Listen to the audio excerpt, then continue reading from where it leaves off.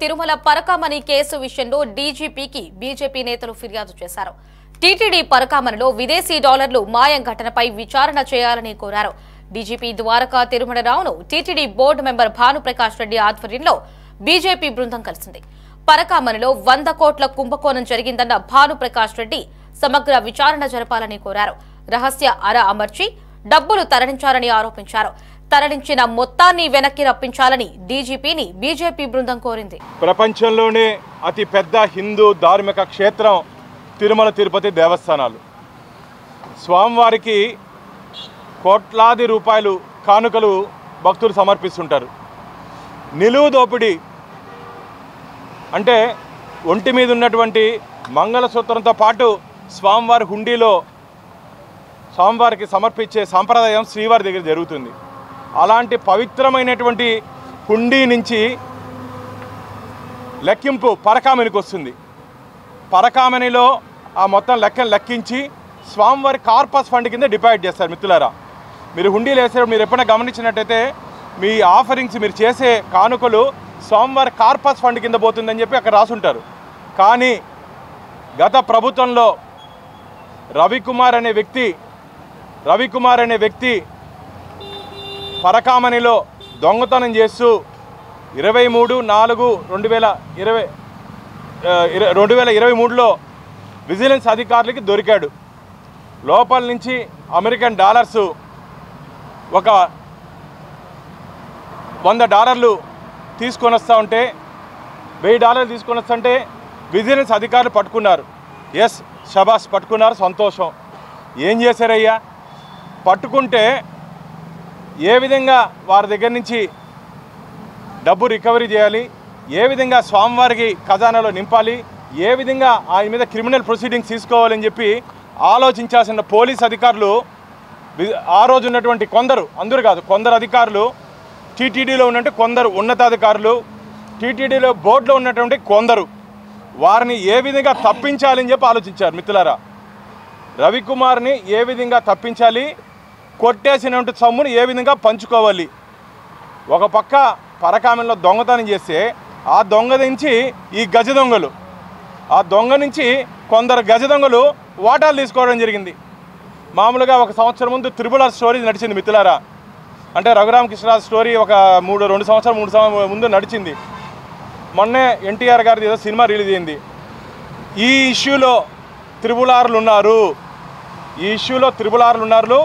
ఆ పేర్లు తొందరలోనే శ్రీవారి భక్తుల ముందు పెట్టబోతున్నాం. ఎవరెవరు దీంట్లో ఉన్నారు? ప్రత్యక్షంగా పరోక్షంగా ఎవరెవరు దీంట్లో పాత్రదారులు, సూత్రధారులు, వాటాదారులు. మామూలుగా మనం వినేవాళ్ళం గుడిలో లింగాన్ని మింగేస్తారని. నేను ప్రత్యక్షంగా మనం చూసా. ఈ రిపోర్టు ఇప్పుడే మేము డీజీపీ గారికి దీని మీద డీటెయిల్ ఎంక్వైరీ చేయండి అని చెప్పి కంప్లైంట్ ఇవ్వడం జరిగింది. మొన్న జరిగినటువంటి ధర్మకర్తల మండలి సమావేశంలో టీటీడీ ఈఓ గారికి, చైర్మన్ గారికి దీని మీద ఎంక్వైరీ కమిషన్ వేయాలని చెప్పి డిమాండ్ చేశా. ఎందుకు డిమాండ్ చేశానంటే ఇది టీటీడీ విజిలెన్స్ రిపోర్ట్. మిత్రులారా, టీటీడీ విజిలెన్స్ రిపోర్ట్ ఇది.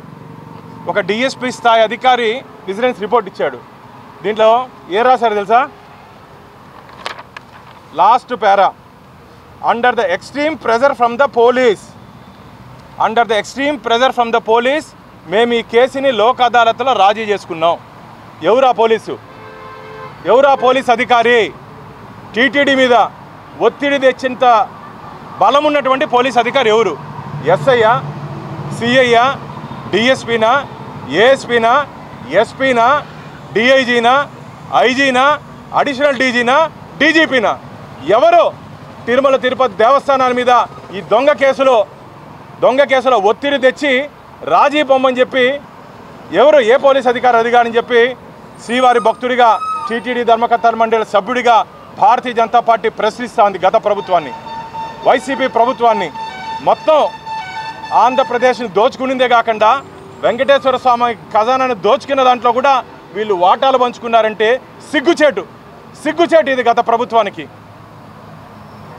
ఈ దారుణమైన విషయంలో పూర్తి వాస్తవాలు ఒక జ్యుడిషియల్ ఎంక్వైరీ ఒక పక్క డీజీ గారు చెప్పడం జరిగింది. ఖచ్చితంగా మేము దీని మీద విచారణ చేస్తామని చెప్పి మేము ఈరోజు జ్యుడిషియల్ ఎంక్వైరీ గతంలో నేనే 2016లో ఆలయం లోపల శ్రీవారి ఆలయం లోపల 5 గ్రాముల బంగారు డాలర్లు $300 కనపడట్లేదని చెప్పి ఆ రోజు నేను బయటపెట్టడం జరిగింది. బయటపెట్టిన తర్వాత justice Jagannatharao committee, justice Wadhwa committee దాని మీద క్షుణ్ణంగా స్టడీ చేసి రిపోర్ట్ ఇచ్చారు. ఆ విధంగా ఈరోజు రిపోర్ట్ రావాల్సిన అవసరం ఉంది. ఇది 100 కోట్ల దోపిడీ కాదు, పై చిలుకు 100 కోట్లు కాదు. ఇది దీంట్లో ఆస్తులు రాయించుకున్నారు మిత్రులారా, కోట్ల రూపాయలు. ఇది నేను భానుప్రకాష్ రెడ్డి స్టేట్మెంట్ కాదు, టీటీడీ అఫీషియల్ స్టేట్మెంటు. వాళ్ళే రాశారు దీంట్లో. Several crores of rupees was gifted అంట. దొంగ దగ్గర ఏందండి మీరు గిఫ్ట్ చేసుకునేది? దొంగ దగ్గర, హుండీలో దొంగతనం చేసిన వాడి దగ్గర టీటీడీ ఎలా గిఫ్ట్ చేసుకుంటుంది? ఏ తమాషా చేస్తారనుకుంటున్నారా? ఎవరు అడగరనుకున్నారా? రికవరీ చేయాలి. ప్లస్ పెట్టినటువంటి సెక్షన్లు కూడా నేను పోలీస్ అధికారులతో మాట్లాడితే పెట్టినటువంటి సెక్షన్లు కూడా మిత్రులారా, section 379 IPC, section 381 IPC, 409 IPC పెట్టాలంట. దీంట్లో 409 పెట్టాలి.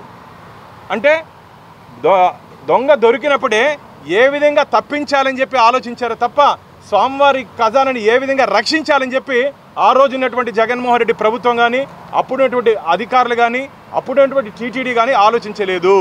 ఇదే కాకుండా తిరుపతిలో నేను మొన్న వెళ్ళి చూసొచ్చా.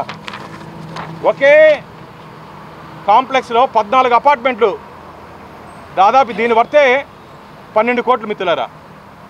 ఒక క్లర్క్ స్థాయి వ్యక్తి ఇంత భారీ స్థాయిలో దొంగతనం చేశాడంటే, ఒక క్లర్క్ స్థాయి వ్యక్తి పరకామని, అది మన డబ్బు. ఇక్కడ ఉన్నట్టు మిత్రులు మనం అందరం ఏదో ఒక సందర్భంలో వెంకటేశ్వర స్వామి దగ్గరికి వెళ్ళినప్పుడు 5 రూపాయలు, 10 రూపాయలు, 500, 1000 రూపాయలు సమర్పించిన వాళ్ళు మనంతా. స్వామివారి ఖజానాని మామూలుగా ఆలీబాబా అరడజన్ దొంగలు నేను చిన్నప్పుడు చదువుకున్నా. ఈ దొంగలు ఎవరు అని అడుగుతున్నాం భారతీయ జనతా పార్టీ. ఈ దొంగలందరినీ శ్రీవారి భక్తుల ముందు నిలబెడతాం. మేమైతే ఎవరిని వదిలిపెట్టే ప్రసక్తే లేదు.